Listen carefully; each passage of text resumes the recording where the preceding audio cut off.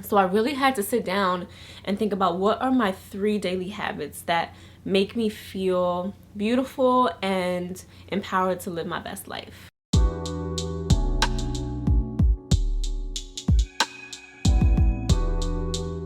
For me, the first one is gonna be meditation, visualization, affirmations. Those are like one for me. Meditating took me a while to make a habit in my life. It is something that practice makes perfect, and that you do have to practice consistently in order for you to feel good about it, for you to master it. It's very hard, especially with us in this world today with social media and TV and everything else going on in the world. We're constantly going.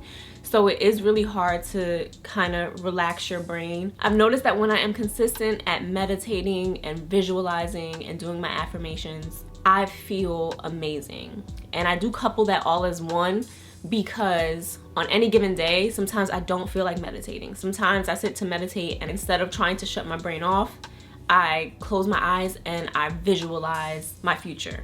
I visualize the things that I am trying to gain, and it sparks me so much. If you're not feeling so beautiful, if your life is not where you want it to be at that moment, being able and harnessing your power to use your imagination it's so underrated. You have an imagination when you're a kid. You imagine yourself to be everything. You just have fun with it and you become that character. I think it's important that we pull that from our childhood and hold on to that. I believe that holding on to that magic of imagination is what keeps you moving. It is the people that have imagined things that achieve the best things, that achieve their best life. It's when you can imagine something that maybe you don't see right now, that you can imagine something that maybe is not even in this world right now, and you close your eyes and you see it and you feel it and you imagine yourself there. I imagine where I want to be in my career. I imagine where I want to be in my relationship. I imagine where I want to be as a woman. I close my eyes and I imagine showing up as the woman that I want to be. Peaceful and serene and calming, and a calming energy and aura to other people. When I imagine myself as that, I become that. I feel like I'm that in that moment. Sometimes I can't do any of it, and I just need to write down my affirmations. I am strong, I am beautiful, I am successful, I am faithful, I am divinely guided. In saying these things, it reminds me of the power that I hold. So meditation, visualization, and affirmations go hand in hand for me, because I either do them all or I interchange them depending on my mood. It is important to be consistent, but it's also important to be able to listen to yourself and know what you need in that moment. And so I have those things in place. Starting my day like that just makes me feel beautiful from the inside out. So my second one would be journaling.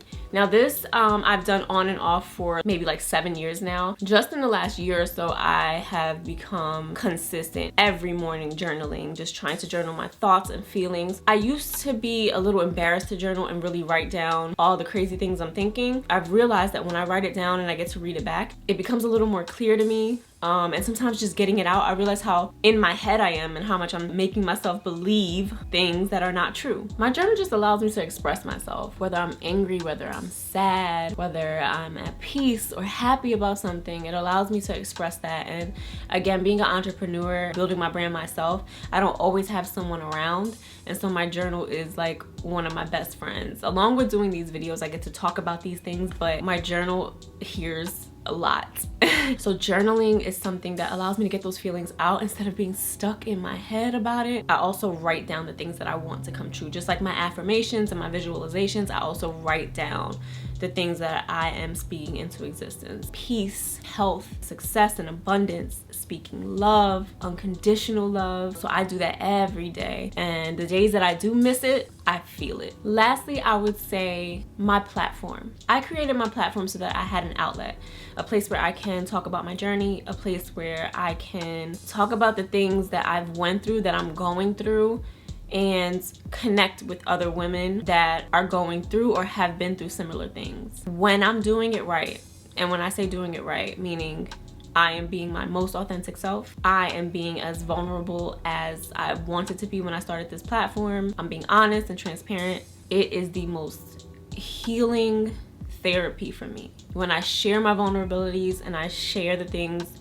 that were hardships that became lessons that helped me to grow. One hardship led to an opportunity that I would have never gotten had I not been through that hardship. And then someone else can resonate with that, and they can see themselves in that they are going through it or have been through it, and now they have light, or now they feel connected, now they don't feel alone. The advice that I'm giving is helping. Even if I'm not posting a post into my feed, I try to make it a habit daily to post really positive and uplifting and vulnerable stories, and also funny stories. I try to truly show my personality in my stories, and being able to express myself that way and connecting with other women, it makes me realize how beautiful we are, how complex we are, and how alike so many of us are. We go through very similar things. We've been taught to be guarded. In order for you to be a boss, you need to be strong at all times, and you can't let them see you down. Tough it out and cry at home. Like, first of all, I'm gonna do both, okay? I need to talk about the things I've been through. I need women to know that you're not the only one going through it. I also take it very seriously that a lot of women, and young women, more importantly young women, but women my age and older, are looking at my platform and they see these beautifully curated images. I do understand the stigma that comes along with being a typically beautiful woman, right? So typically beautiful in this world means you're thin and you have a really nice body and you have long hair, you know, the typical thing that people see as beauty.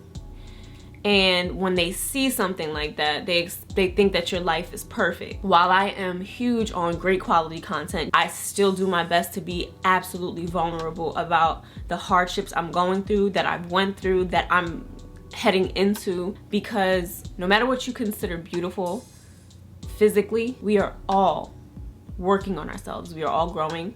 We are all going through our own battles. No one's perfectly curated Instagram life is real. When I'm in a hardship, I need to be alone. I meditate, I pray, I journal, I do all these things that I just mentioned. I take a break from Instagram. But once I get through it and I have something to give back to you, something to give back to my audience, you will hear about it. I know that it is my job, even when it's uncomfortable.